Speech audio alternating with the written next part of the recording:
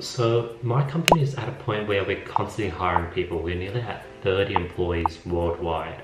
So hiring employees is pretty important, but at the same time we need to learn how to train them, because there's 30 different roles, 30 different tasks, and when it comes to training, that's a whole nother topic, and that's exactly what I'll be addressing in this video. I'll be passing on basically everything I know when it comes to hiring and training employees, so that when you guys get to that level, maybe that's the stage you're at right now, you guys can go ahead and take on the knowledge that I'm passing on to you guys and basically get a head start and avoid all the mistakes that I've done. Let's jump right into today's video. So hiring and training employees. You want to hire, for the frontline employees, you want to try hire fewer people, but pay them more. Quality over quantity, and that's something I've had to learn the hard way. Like, I've been to the point where I was just scaling and I went off quantity, and I thought that would be enough. But quality over quantity, and I'm starting to realize that when bringing someone from the outside to fill in a senior position, you only want to hire a senior position only every 6 to 9 months, because that's sort of the time it takes to find the right person, get him comfortable in the position, and transfer the DNA of the organization into his psyche. Because I only realized that employers that stay maybe after like 6 to 12 months, that's when they really start understanding the vision that we're going and striving for, and that's when they really be like, damn, this is something that I want to work with for the next 5 years. But when they're 3 months in, they really don't see that vision. You want to create a job scorecard. This will help you hire the right person more than 90% of the time versus the 25% to 60% success rate. Because the scorecard gives you a quantitative way to know who to hire and if that person's a right fit based on the interviewing questions, because you have this formula, this scoring system based on how they answered each question. Now, all the students that work with me one-on-one or that are in the studying.com program, they'll get access to a hiring scorecard. So if you guys are interested in that, click the links in the description below. Now, most managers go with the feel-good conversation. They just hire based on what feels good. Now, this leads to a high failure rate.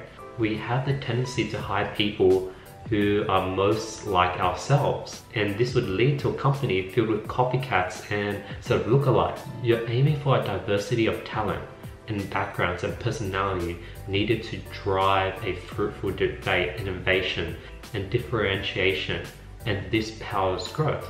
Like, I love it when I have employees that fight my decision, because I know that we have a diverse company. If everyone's just yes people, like, I might drive the company to the ground. Like, I'm glad there are people that are constantly always trying to go against the grain and going against my decision. Now, when it comes to actually finding talent, research strongly suggests that you need a minimum of 20 applicants per position if you want to increase the chances of hiring an A+ player. Like, there's roles like developers, appointment setters, high ticket closers, salespeople that we have 20+ applicants for, because those are important roles, and that's something that's true. Volume of applicants does equal increased success of finding the right person. Next is, you want to fish where there are fish. So Google launched a billboard ad near Yahoo's headquarters. This was the billboard. Find 10-digit prime found in consecutive digits of e.com. Pretty smart ad. Marketing to get the right pool of talent. Use ads that reflect your core value and purpose. So for example, get paid while you work out, ideal for athletes. So this is hiring driving assistants and people who collect bins, run out, get the bins, put it into the trucks. And it's true, they're looking for people who are athletes, and these people want a free workout while they're working. So it's a really, really smart ad. So, for example, why are you interested? Next, when it comes to questions, so for example, we might ask, why are you interested in working with studying.com? Pick people who answer things that are matching to our core values. Basically, if they're saying, hey, I want to work for studying.com because I want to become rich. Well, that isn't one of our core values. Now if they say, I want to help people learn how to make money online, or I want to basically help educate people all over the world and have an impact in that, that is aligned with our core values, and that's the people I'd want to pick. Other questions. What will so-and-so say about you? That's a pretty good question. Like, what would your previous boss say about you? What would your previous partner say about you? What did you spend money on as a teenager, and how did you get that money? That's a really good question, because that really shows how money savvy they are, how hardworking they are, where they came from. Lastly is why a core value resonated with them. Really see if they did their research and they saw our core values. Another question, what companies do you admire? Ask them to elaborate on one of your own core values. These are great questions that you can do during the interviewing process. For a senior or middle sort of level leader, a 3 to 4 hour interview is appropriate. 1 to 2 hours is suitable for any entry level or less experienced candidates. A players like a vigorous process and are leery of companies that make it too easy. Like A players want to join a company that is hard to get. You gotta play hard to get. It can't be easy. Interviewers have to show, not how to show, have to show that they're professional even after 30 minutes of building rapport, because this gives applicants time to relax and really open up after the 30-minute mark. So, another thing is you want to test drive your candidates. The Google founders had Eric Schmidt work evenings on a consulting basis for 4 months before making him CEO. Another hiring thing, Zappos. Low-level employees conduct interviews. If the candidate seems irritated, he or she probably lacks being humble.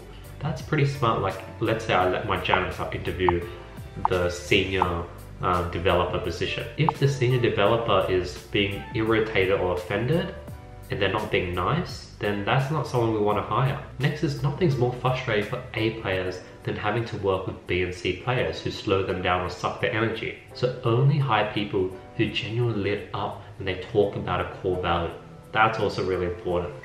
There's this Texas-based sort of, I think it's a restaurant chain. They only hire about 3% of people who apply. They pay their salespeople 50 to 100% more than the average rate, and they provide 263 hours of training compared to the industry average of 7. So it's good to really give amazing benefits, but make it very, very difficult to qualify. Another example, Costco pays 70% more to their employees than Sam's Club, but they have 40% fewer employees, 6% turnover versus 21% turnover. It shows that quality beats quantity. Now let's talk about training. Zappos requires all new hires, including CEOs, managers, developers, to go through a 4-week training program that includes time working in a call center, serving their customers. Pretty smart. It gets all these people, no matter what position they are in, to experience all levels and all aspects of the business. Next is Amazon has a pay to quit scheme. After the first year, you can quit and get $2,000. Then it goes up by $1,000 every year after that until it hits 5,000 USD. So this is pretty smart because it filters out all the people that don't really want to work there. And when you sort of have a scheme like that, strangely people want to stay. This really encourages employees to take a moment to think about what they really want.